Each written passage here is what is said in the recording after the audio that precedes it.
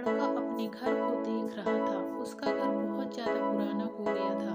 वह अपने घर की मरम्मत करना चाहता था, लेकिन उसके पास इतना धन नहीं था जैसे कि वह अपने घर की मरम्मत करा सके।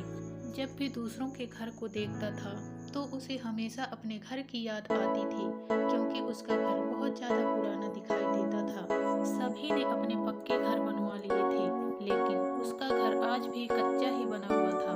वह पक्का घर बनवाना चाहता था, लेकिन उसके पास धन की बहुत ज़्यादा कमी थी।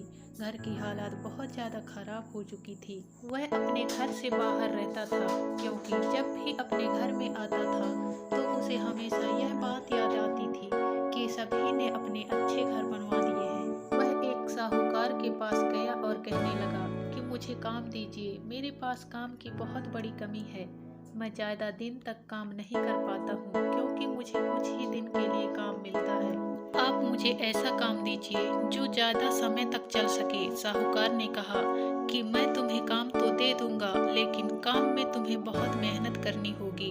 अगर तुम मेहनत करने के लिए तैयार हो तभी इस काम के लिए तुम तैयार हो जाना। लड़के ने कहा कि मैं काम करने के लिए तैयार हूँ। साहूकार ने कहा कि मेरे साथ चलिए, मैं तुम्हें काम समझा देता हूँ।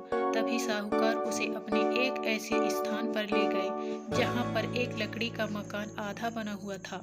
लकड़ी का मकान अगर तुम पूरा तैयार कर देते हो तो इसके बाद मैं तुम्हें और ज्यादा काम दूंगा। लड़के ने देखा कि वह मकान आधा बना हुआ है।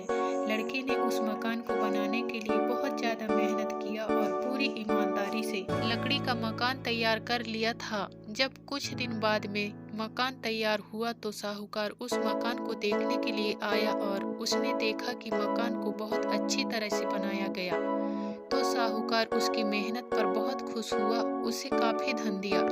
लड़के ने मकान तैयार कर लिया तो साहूकार ने कहा कि अब तुम्हें मैं और अधिक काम दे दूंगा, जैसे कि तुम्हें काम की तलाश करने की जरूरत नहीं पड़ेगी। लेकिन लड़के ने तो भी ध्यान लगाया और कहा कि मैं अपना मकान भी लकड़ी से बना सकता हूँ, इसमें मुझे कोई परेशानी नहीं होगी। लड़के के दिमाग में यह तरकीब जब भी आए, जब साहूकार ने उसे एक लकड़ी के मकान को पूरा करने के लिए लिया था, इससे पहले उसके दिमाग में यह तरकीब बिल्कुल भी नहीं आई थी।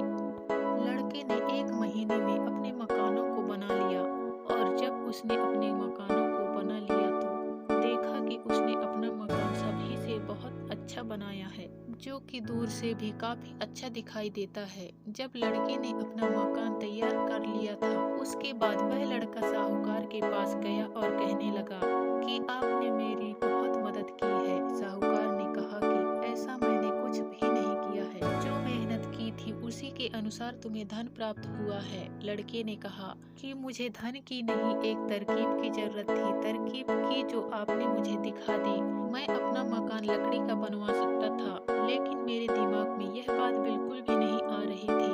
अगर आप मुझे काम नहीं देते तो मुझे बिल्कुल भी नजर नहीं आती और मैं अपने मकान को बिल्कुल भी नहीं बनवा पाता, क्योंकि मैं मकान को बनवाने के लिए धन की आवश्यकता सोच रहा था, जबकि मुझे एक तरकीब की आवश्यकता थी। साहूकार ने कहा कि हर व्यक्ति को किसी न किसी चीज की जरूरत होती है, लेकिन उसे समय अनुसार ही वह कार्य मिल पाता है और वह यह सोचता है कि मैं उसे समय से पहले ही प्राप्त कर लूंगा, जबकि ऐसा बिल्कुल भी नहीं होता है।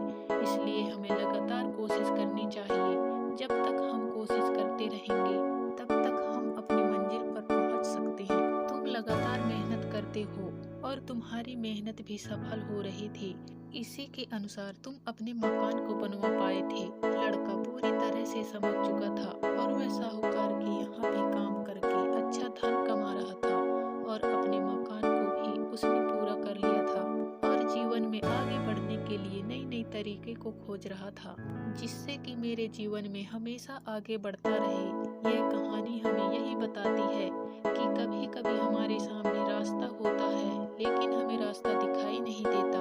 उस रास्ते को देखने के लिए हमें तरकीब की जरूरत पड़ती है, और जो तरकीब मिल जाती है तो हम उस रास्ते पर आसानी से आगे बढ़ सकते हैं।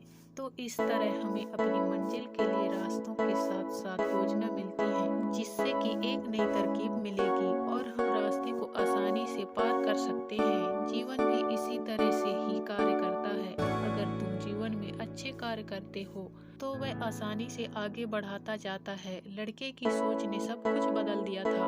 अगर लड़के की सोच आगे न बढ़ती तो वह कभी भी अपना मकान नहीं बना पाता। उसकी सोच में उसे आगे बढ़ने के लिए एक नई राह मिल गई थी। आज के लिए बस इतना ही दोस्तों। इसी तरह नई नई कहानियाँ सुनने के लिए बने रहिए एसएम वॉइस चैनल पर। धन्यवाद।